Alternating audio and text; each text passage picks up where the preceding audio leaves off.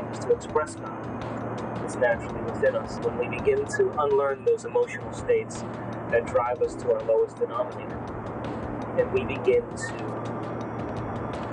reinvent a new self and recondition a new self. We go from being selfish to being selfless.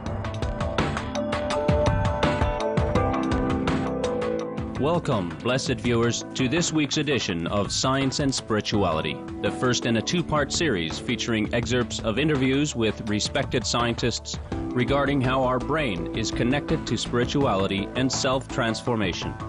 The brain contains a massive and complex neural network with approximately 100 billion nerve cells.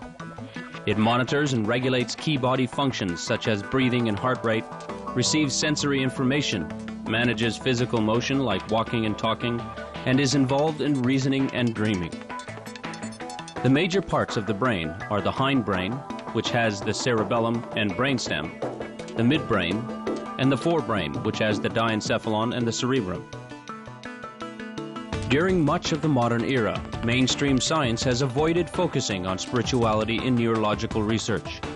However, in recent years, there have been an increasing number of studies regarding how the human brain functions and reacts during meditation, prayer, near-death experiences, and when one is engaged in focused, constructive thinking. In the study, they did these SPECT scans with Buddhist meditators and Franciscan nuns, and that shows what parts of the brain get blood flow. And when these Buddhist monks kind of were at their most heightened state of awareness, they pushed a button, they took a picture of the blood flow of the brain, and same with the nuns. And what happened, parts of the frontal lobe became very active, parts of the parietal lobe became very active, and then the right parietal lobe shut down, so we got less blood flow.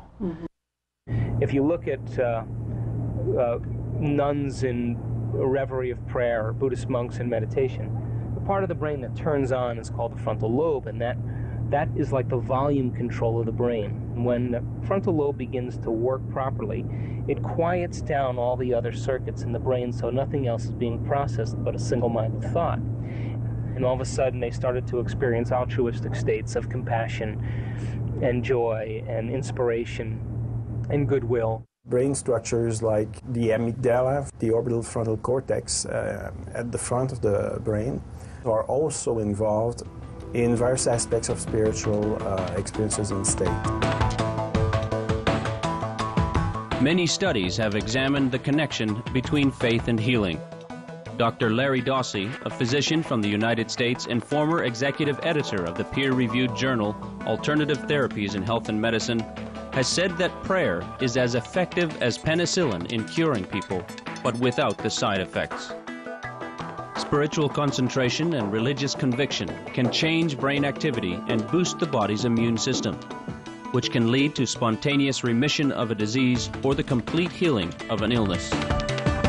In general, it's been shown that people who are more religious are healthier. As a clinician, all the years I've practiced, and most health professionals will tell you this, there is clearly something about religion and spiritual experience that helps people cope, and basically will make it easier for them to deal with their conditions and to get better, or as much as they can. When we produce coherent patterns in the brain, synchronized coherent patterns, the immune system gets very strong. These monks didn't get sick because their system was so integrated and so orderly that disease couldn't live in their body. The signal that's traveling down the central nervous system is creating amazing order that allows the body to begin to function in wonderful ways. We know that the brain is connected to all the other physiological systems in the body, like the immune system, the endocrine system. So this means that when you change something at the mind level, for instance a belief, you will influence not only the brain but all the other physiological systems connected, for instance the immune system. Obsessive-compulsive disorder can be reversed through mind exercises and purposefully shifting the focus of one's attention to physically change the way the brain functions. In the bottom of the front of the brain, right above the eye sockets, a part of the brain called the orbitofrontal cortex, and this is basically, among other things, an error detection circuitry in the brain, and it's overactive. So we were seeing that people who had obsessive compulsive disorder had an overactive error detection circuitry, but they realized that the way they were thinking and feeling didn't make sense. So this enabled me to say, well, the reason why you're feeling like everything is wrong is because your brain is sending you a false message. Getting people to change their perspective, change their quality of attention, use the impartial spectator, use full awareness to help them understand that this is their brain sending them a false message. And then when they understand that it's their brain sending a false message, they can change the perspective they take on. When Science and Spirituality returns, we will continue to examine the brain's role in spirituality and effecting self-transformation. Please stay tuned to Supreme Master Television.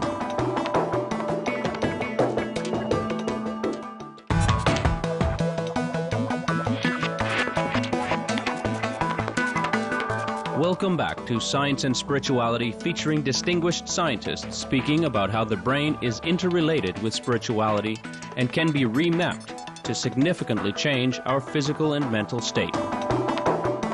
We've done a study also with people suffering from arachnophobia, spider phobia. And before starting the therapy, the patients were not even able to look at colored pictures of spiders in a booklet. At the end of therapy, and we use cognitive reframing, which is you change your belief systems with regard to the phobogenic stimulus, the spiders, for instance. Then at the end, all of our patients were able to hold in their hands a giant tarantula.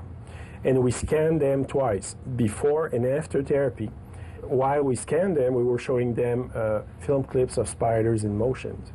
At first, they've all experienced a panic attack, but at the end of the therapy, which lasted only 4 weeks, there was no reaction in the emotional portion of the brain.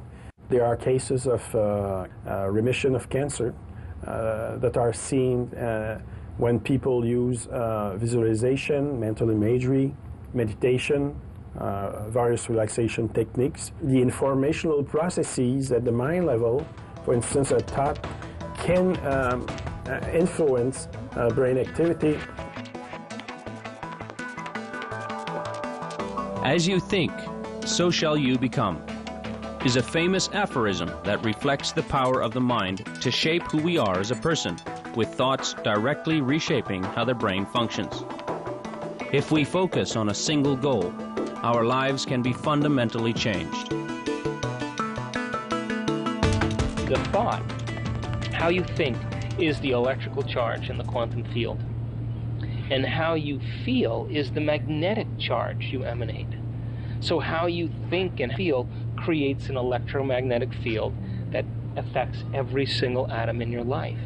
In the movie What the Bleep, what I was saying most importantly was that if I'm going to sit down and take the time to emulate the Creator, if I'm going to be like God, if I'm going to emulate the quantum field which gives life to all things, if I am going to express divinity and I'm going to be a creator, I want to know that my thoughts count, and I want to know that I some way made contact with this mind.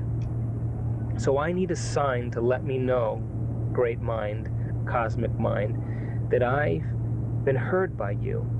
And I want you to bring a signal or a sign to me in my life in a way that I could least expect. And the belief that everything about your mind is completely determined by, and in fact reducible to, what your brain does. What's become a slogan that is, the mind is what the brain does. These things can be markedly influenced by the neurochemistry of your brain, but, and it's a big but, it's also important to realize that the way you experience those feelings, the way you interface with those thoughts, the kinds of attention that you pay to it, being either mindfully aware or having sort of a rational third-person perspective on it, or being just gripped by it, interfaces with what your brain is doing, and how you focus your attention can change what your brain is doing. Right. You form an image in your mind of how you want to behave, you can become that. And on top of that, the science that we've done has shown that you change your brain in the process of doing that, so that your brain actually evolves to become the image that you're portraying. So this kind of focus of attention, in some significant way, changes who you are, changes your inner chemistry. So it's powerful stuff. The fathers of quantum mechanics realized about 80 years ago that the observers could influence the behavior of the microphysical system that they were measuring, the subatomic particles, if you will. They now recognize that human consciousness can influence the physical world at that level. Neuroplasticity, the capacity of neurons to form new neural pathways and to reorganize existing ones, allows the brain to evolve.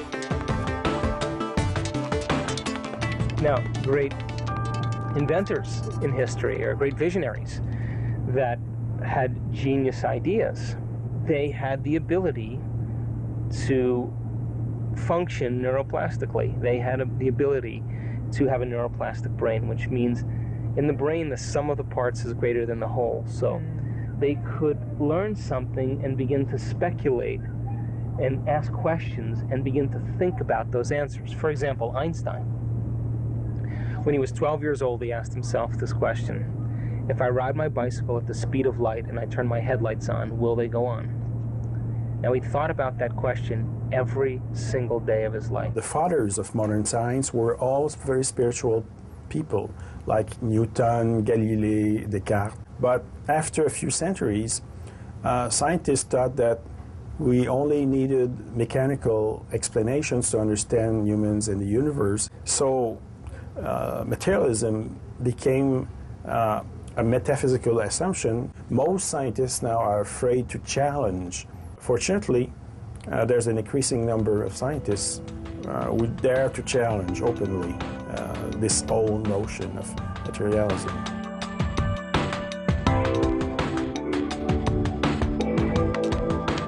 Our sincere gratitude goes to the notable scientists featured today for sharing their insights on the brain, mind, and consciousness. Please join us next Monday on Science and Spirituality for part 2 of our program, where we continue to delve into the brain's role in spirituality and affecting self-transformation. For more information on the scientists on today's program, please visit the following websites: Dr. Mario Beauregard, mappageweb.umontreal.ca/boreg_m/index_en.htm. Dr. Joe Dispenza, www.drjoedispenza.com. Dr. Brick Johnstone, www.telerehab.net/Johnston.htm.